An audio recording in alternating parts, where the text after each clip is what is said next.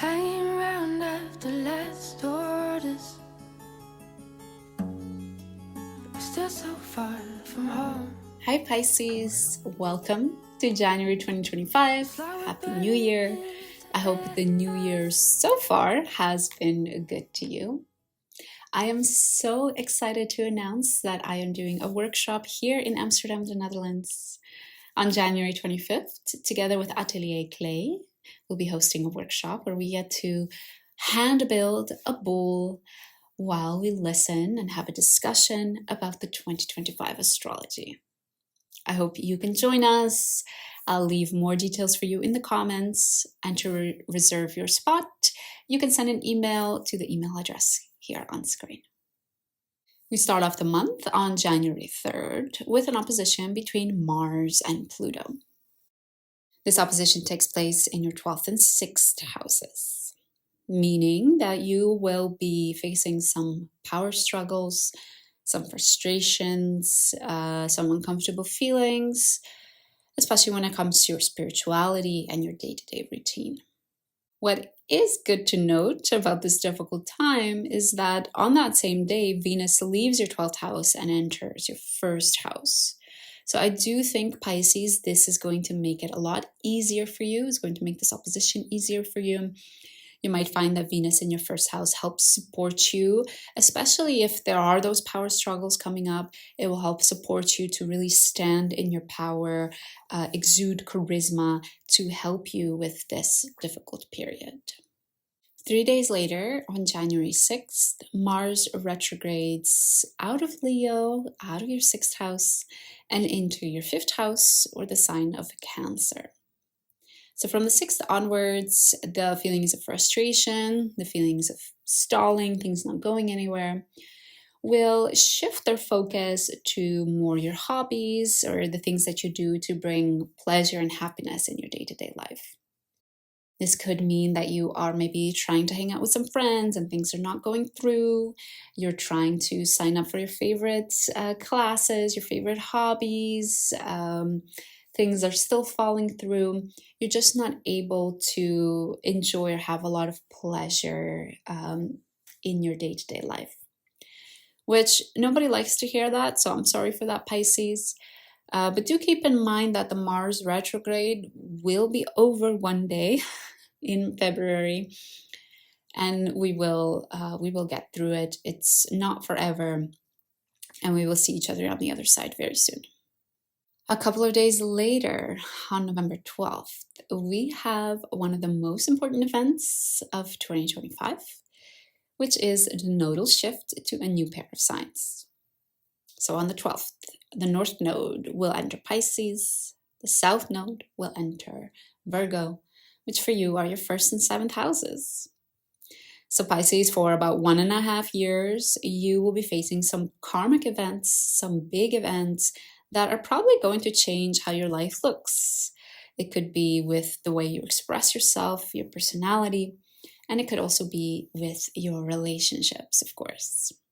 More specifically, the North and the South Node are going to ask you to step away from any compromises that you keep making, putting the other person too much ahead of yourself, and step more into your own power, more of what's important to you, making sure you set good boundaries and take care of yourself. All of that being said, I will do a dedicated live about this nodal shift very, very soon. So to make sure you don't miss it, hit that subscribe button and you'll get notified when the live is happening. The next day, on January 13th, we have a full moon in the sign of Cancer, or your 5th house. You will be reaping what you sowed when it comes to your self-expression, your hobbies, anything that you do for fun, such as social interactions. If you have been acting with good intentions, aligned with what really matters to you, those can also be good benefits, of course. Because the moon is quite close to that retrograde Mars, if there are any frustrations or any anger coming up during this time, Mars will make it more likely that you bottle those feelings up instead of express them. So keep an eye on that. and make sure you rely on any healthy methods you have to express those emotions. Running, punching pillows, blasting some music, for example. And during this full moon, we also have Venus squaring Jupiter, which can lead to overindulgence. So if you're feeling these strong feelings, you're bottling them up, you might find that what you do as a result to make yourself feel better is jump into your vices. Jump into all the chocolate, all the sleep, all the TV shows, whatever your demons are. So be very, very mindful not to overdo it, because sometimes too much of a good thing can also be bad.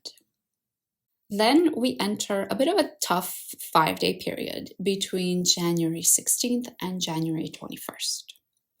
This is because during this span of 5 days, the sun ends up traveling over the same part of the sky where that opposition between Pluto and Mars happened at the beginning of the month.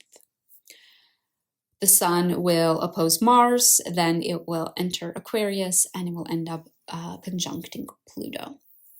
Therefore, bringing up the same issues, the same feelings, the same frustrations, power struggles we had at the beginning of the month. Maybe you learned something from that opposition between Mars and Pluto that you would like to apply this time around. If not, that's also fine. You can just go through it and learn more, grow more. But do keep in mind that this time around, Venus is also in a much more challenging position. Venus is still in your first house, but this time it's conjunct Saturn in your first house. So it might be much more difficult during this 5-day period to find that power in yourself, to express yourself, set clear boundaries. It will be much harder than it was when we had that Mars and Pluto opposition. But I promise you, we end off the month on a good note.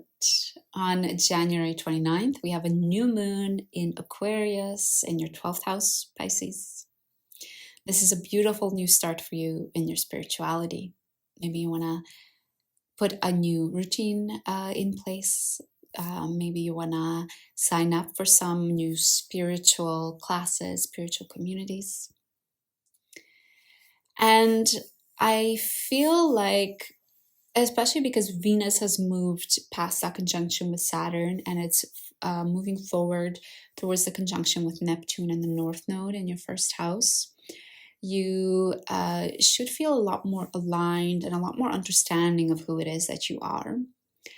That conjunction won't happen until February, so we'll talk about it later. But you will start to feel that beautiful energy in your first house, Pisces. So do harness it and see if maybe it can help this new chapter of spirituality that you're starting for yourself. And I also want to mention 2 days later on January 31st, Uranus goes direct. So already during the new moon, you might be feeling this Uranian energy. You might be feeling less afraid of what society thinks of you, more likely to really just do what feels good to you, what's unique to you, even if the rest of society might think it's a bit weird. So honestly, I think it's a beautiful way to wrap up January, Pisces, even though we had a bit of a rocky start. So overall, Pisces, January can be a lot, definitely. We talked about you dealing with some aspects of your spirituality, some aspects of what you do for fun, stepping into your own power. We did talk about your relationship as well, and then of course your day-to-day and your health routine. So a good chunk of things to focus on for the month ahead. Thanks for joining me, Pisces. Have a wonderful January. And if you live in the Netherlands, I would love to see you on January 25th in Circle with Pottery and Astrology, together with Atelier Clay, where we build a bowl using our hands and have a chat about 2025.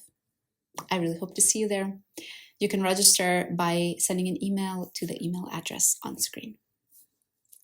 Thanks, Pisces. Happy New Year again, and I hope to see you again soon.